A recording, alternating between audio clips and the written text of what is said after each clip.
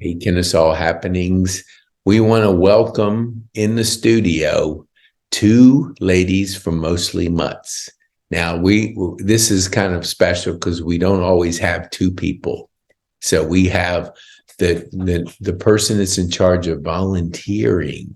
So all our dog owners out there, you're going to want to hear more about how much fun they have when they serve and they volunteer. So I want you to, Kelley, introduce yourself, who you are, what you do, and who you serve, and then Sara will go next. Sure.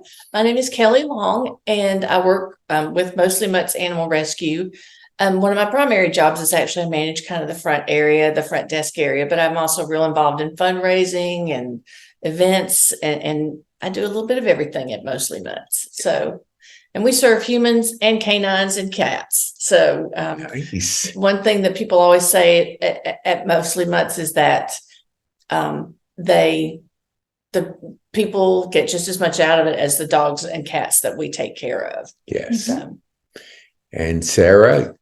So I'm Sara Rylander. I'm the volunteer coordinator at Mostly Mutts. So I work with the humans more than the dogs and the cats nowadays to figure out where they can best serve Mostly Mutts.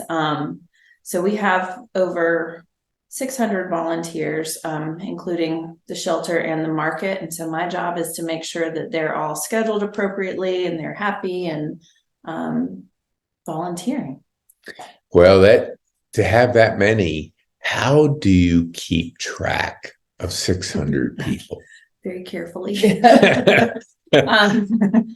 We use a piece of software to kind of manage them and manage their schedules. It's pretty simple to use, but it's a lot of face-to-face and just kind of being there and a lot of communicating. I'm never far from my phone.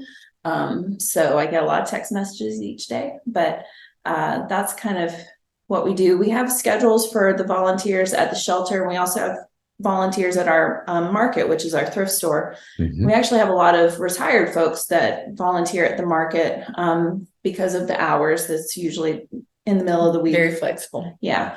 So we have a really nice community of people. We do it all for the dogs and the cats, but the nice thing about Mostly Mutts is our community of humans, because everybody kind of has that one thing in common. They're there for because they love dogs, they love mm-hmm. cats. And so anywhere you go inside the Mostly Mutts organization, you always have something in common with everyone, despite differences in your background, everything else. It's nice. We have a really good community of people. Yeah, that's so important to have that connection, that commonality in anywhere where you serve. And so with all the dog owners that we have here at Overture, there's a great way to meet other people, mm-hmm. serve. And I've heard this before. You remember, you hear people say, well, I'm going to this country on a mission trip, and they're going because they want to see the world or whatever. And they realize that they come back different mm-hmm. because they serve. So I'll start with Kelley. So how did you get involved with Mostly Mutts? Well, I had dogs, and I lost one of my dogs and found myself with a lot of time on my hands. So I just started.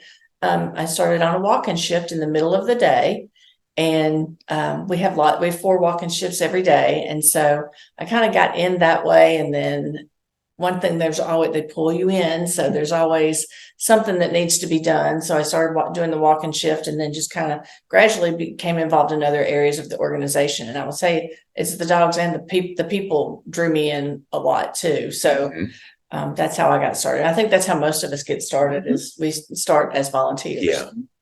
What would you say, Sara, when like somebody comes that have never really served in that capacity? What do they say, like after, I don't know, a couple months, year, whatever? What's a common kind of comment that you hear from what people that start serving for the first time? Well, it depends on where they're at, but a lot of people learn a lot more about dogs because it's one thing to have your own personal pets at home. It's another thing to work with these dogs and cats who have not had the best start in life. So we have a lot of dogs, especially who have had an emotional trauma, a physical trauma, and they're recovering from that just like we would. So you learn a lot about how to be patient and let these Sure. dogs transform. And, we talk about it all the time. We have small staff. We don't have a lot of staff. So the vast majority of our organization is run by volunteers, and it's the volunteers that make the big difference in these dogs' lives, because they are the ones who are there 4 times a day, Right. 7 days a week, 365 days a year. And it's amazing to watch these animals go from being shy, scared, shut down, to they're happy, they're ready to go for their walk. They Tails finally, wagging. tails wagging, like they feel like Ooh, they're yes. finally comfortable and safe. So Yes. we provide that for them, and it's, I leave work every day knowing that we've done good work. Yeah, It makes that's a got to difference be every day. very gratifying. Do you have like an adoption program through Mostly Mutts? Well, yes, we do. So that's Mhm. primarily one of the things that we do. We there's a real easy little form on our website to fill out. And what happens is we have adoption counselors who know the dogs, know their personalities, and what we try very hard to do is to match. We want to get the right dog with the right family. So the adoption counselors work, and then they come in and they meet the dog, and we do some paperwork, and those tails wag as they go out the door. Ooh, yes. And we work a lot with our dogs. We have a training program that every dog is assigned a trainer when they come in. So we try to give them as much support so that they'll be successful in their future homes. Yeah, the wagging of the tail. I bringing that up. You could always sense the mood of your pet by the wagging of the tail. And I didn't think of it until you just said it. That's their way of communicating their happiness or their joy. And it's so cool to see, the wagging of the tail. What would you say, Sarah, is like your biggest challenge with, training the volunteers or just being involved in that role? So Mostly Mutts has been around for almost 20 years. So we're very fortunate to have a program that, a lot of trial and error has gone into it. And we have a pretty good system now for new volunteers. If they're going to be volunteering with the dogs at the shelter, we have an orientation session that each new volunteer attends. It's about 2 hours long. One of our volunteers talks about what to expect on a walking shift. They do a tour of the shelter. And then after that, they get to make an appointment with me. So I meet every new volunteer face to face. We talk about, what they want to do, what they want out of their volunteering experience. And sometimes they start off thinking, I want to do this one thing. And then through talking about it, we figure out that maybe this other thing would be a better fit for them. So that's kind of how we train them. And then they get a lot of on-the-job training. We're always learning new things at Mostly Mutts. We're always kind of changing procedures. We figure, we try and keep up with the best practices in animal welfare. So we're always changing things up a little bit. No days are the same. But so we're always learning. Yeah, we're always evolving. Yes. So Kelley, in your role, you have a staff. What's that staff look like for our viewers? So we have the front desk team. So a lot of those are folks who just aren't comfortable doing a walk-in shift, but they love people and they like to talk to people and greet people, and they love to tell them about our mutts. So they are wonderful. And then I also work with our events team, who are also big personalities, lots of fun. We do our bingo event every year and our golf tournament, which is all very important.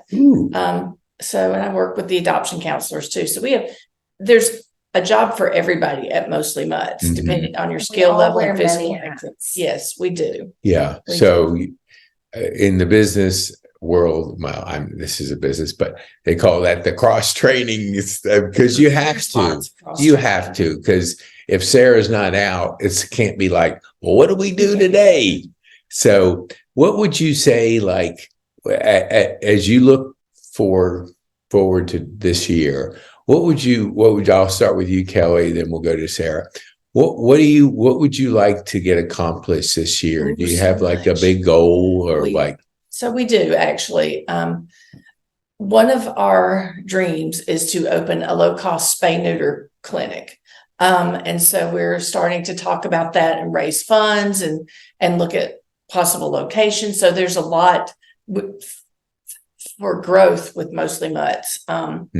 So we've got that. We also have a very robust foster program that we're trying to build up too. So that's something that if you don't want to come into the shelter, that you have dogs that come and live with you until they get adopted. So it's a great way to get your dog fixed. But the low cost spay neuter clinic is definitely a priority for us this year.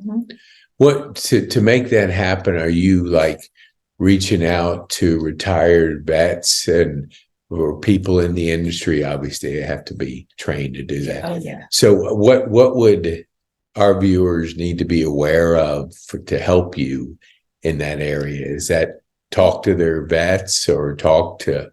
Well, we are obviously looking to for vets and vet techs, but right now we're raising money, so donations would be key for us for that piece. It's not going to be an easy or inexpensive thing to set out, but it's going to save a lot of lives, because unwanted litters are one of the number one reasons that animals are turned into animal control there. And supporting, so we have the Mostly Mutts Market, which is our thrift store. So people donate items to the Mostly Mutts Market. We clean them up and we sell them. And that's a great way for us to raise funds for things like the spay neuter clinic. And the market has only been open since January, but it is super popular.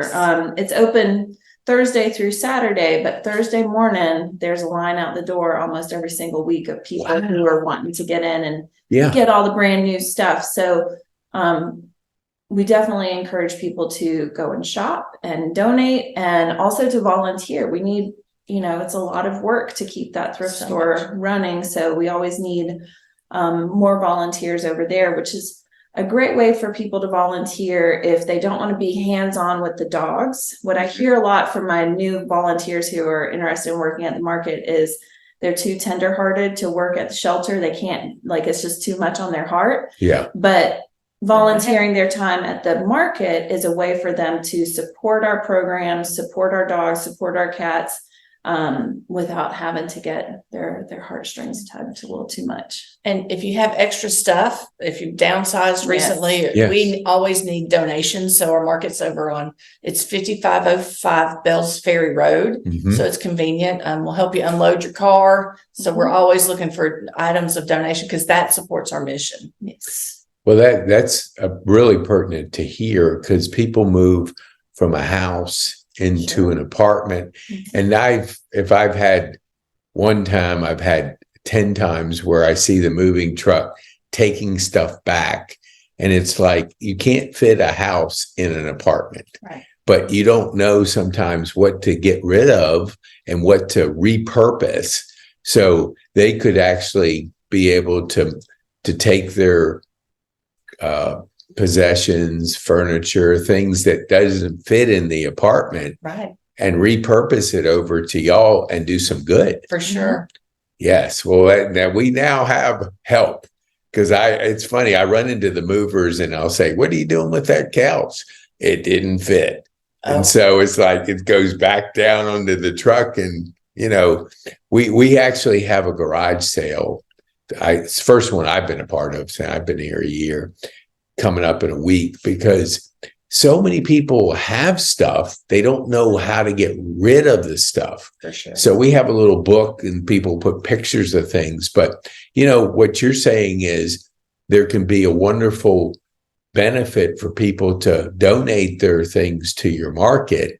And now they're recycling plus making a contribution to Mostly Mutts. Keeps things out of the landfill. Yes. One man's trash is another man's treasure. Yes. We Totally see that agree. every market. Yes. So tell us about your golf tournament, because before senior living, I was golfer Pete. So, I perked up when you said golf. I thought you might. Yes. So it's in May of this year. Okay. It's held at the beautiful Brookstone Country Club. Okay. It's our 5th. I think this is year number 5 or 6. Five or six. It is so much fun. It's a great time. Mhm. We have usually about 125 golfers. Mhm. We start very early in the morning. I don't know anything about golf. She doesn't. I don't know a thing about it, but they let me drive the golf cart at the golf tournament. Which is Nice. a lot Boy, of that's fun. a lot of responsibility. Crashed once, but we've had a couple of close calls. Yes. So it's a fun day, and Yes. we usually raise, about $25,000 for the shelter. So it's a great fundraiser for us. We have some very dedicated volunteers who have been kind of helping to organize the golf tournament every year, and so it runs really well, and it's so much fun. we have a great time. So yeah. Well, do you know what golfers like to do? That's a loaded I question. know. I don't. What? How do we answer that? Well, if you're wondering, it is a loaded question. They like to play golf. So if you want to come back onto the golf podcast and really talk about that, because my golfers love to play in charity events. And so, sometimes we think people know about us, but there's different options out there. And for a pet owner, that would be a joy to play in your golf tournament because you're supporting something that you really love. And so that gives you an opportunity to play golf, have fun, and help you guys raise the money. So yeah, we'd love to have you back. I'm twisting your arm in the middle of in front of our viewers, but yes, definitely our golfers need to know about your golf tournament. And so you mentioned another fundraiser. Tell us about that. Bingo. And that's Bingo. also so much fun. I think a lot of fun. Bingo and it sells out very, very quickly. So this year we're talking about doing 2 nights of bingo. Mm-hmm. So it's going to be in the fall and it's held in typically in Ackworth. Yes. So it's just, we have BJ Petrick is our MC. He's fantastic. Okay. You will have a good time. I mean, nice. We did our first bingo night and we didn't really know what to expect because we've never done it before. Yeah. And we had such a good time. The response was so great. And we were amazed at how quiet everyone they got serious about bingo. Yeah.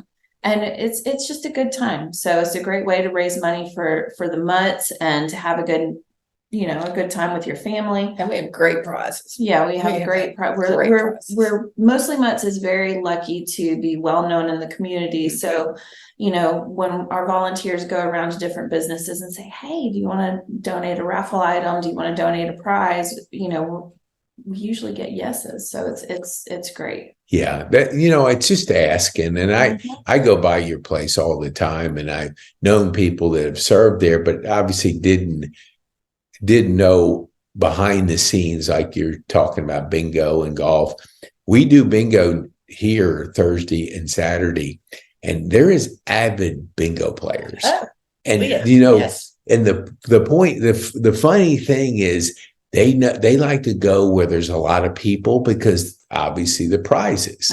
And so we only have sometimes 25 people, and Alice does the bingo here. But, when they can go to a bigger event, because there's one lady, Arnita, she goes to Baltimore, which is has large bingos. I think it's legal up there to do that. But yeah, to know that you do something on a larger scale and it benefits, plus it gives the bingo players, I mean, there's nothing. I never played bingo till I came here, and I couldn't believe the high you get when you're one number away. Very fun. It's like you're just listening for that one number, and I can see where people really enjoy it because the fun of putting that together and winning the prize is pretty amazing. So what would you say if you had to tell our viewers, like, what is your one, I'll go Kelley first. What is your one need that you can put out to our viewers that we can help you with? Well, we always need volunteers and fosters. Fosters would be a great way to be involved. Fostering allows us to bring in more animals and save more lives. We literally go to animal control facilities and pull dogs out who may be on the euthanasia list. So Right.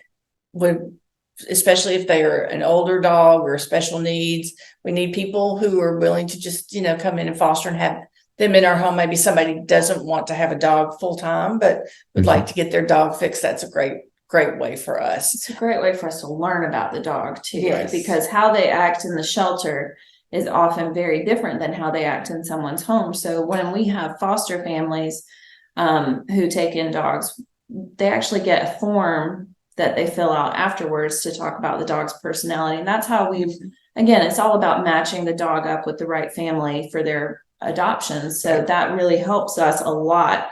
Our foster families are incredibly important. And if you have a quiet home, we have some dogs who just need a little time to decompress. So a quiet home and looking for a little bit of companionship, it's a great fit. It's a great way to serve. I know it's cold out today, and I turned the heat up just a little bit because I didn't want to freeze my guests. So we could probably talk for the rest of the day, but I know you have things to do. So tell our viewers, Kelley, you first, how they get a hold of what they would do. And then Sara, I would like you to talk about the volunteer part of it. So we're in downtown Kennesaw. We are open Monday through Saturday from 10 to 3, and we welcome visitors. We'd love to come in and give you a tour. It's 3238 Cherokee Street. But a great resource is our website, which is mostlyMutts.org. So that's the best first step. Mm-hmm. And Sara, I kind of know where you're going to go, but let's give our viewers that what they need to do to be involved. So to start, my main concern is always the volunteers. And we have it sounds like we have a lot of volunteers, but the truth is, we have volunteers kind of come and go. People have babies, they change jobs, they move. So we always have volunteers kind of leaving, and then we have them coming back in. We do 2 orientation sessions per month. And the first step to starting to volunteer is to go to our website, go to how to help, and you'll see volunteering. And then just fill out the volunteer application. And it takes you kind of step by step through the process of signing up for an orientation session. And then meeting with me, but always I'm very accessible. So if you ever have any questions, you can always reach me directly, volunteer@mostlymutts.org, email me, or just stop in and see us. I'm there every day, all the time. Well, you're just so close to where we are, so you're liable to get some of our residents over there. That would be wonderful. Yes. And so we'll put in the show notes for our drivers out there. We don't want you to have to stop or be multitasking when you're driving in Atlanta traffic. So we'll put the links to what Kelley and Sara shared. So we'll put that in the show notes for you to have. And as we close, I'll go to Kelley first and then Sara.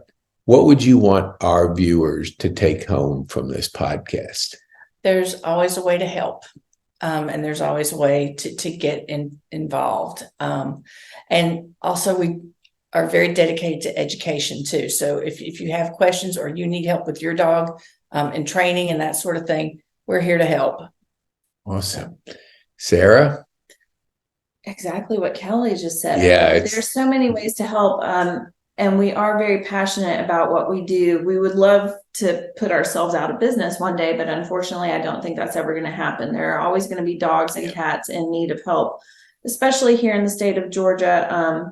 So, if you can help, if you can donate some time, donate some money, donate your old furniture that you don't want anymore. Sure. We'd love to help you, to have you help our cause. So. Awesome. Thank you so much. And just want to encourage our residents and anybody in the Kennesaw area, there's lots of, I ended up doing the Goodwill, but being a dog owner of 4 dogs, you always have that heart for dogs.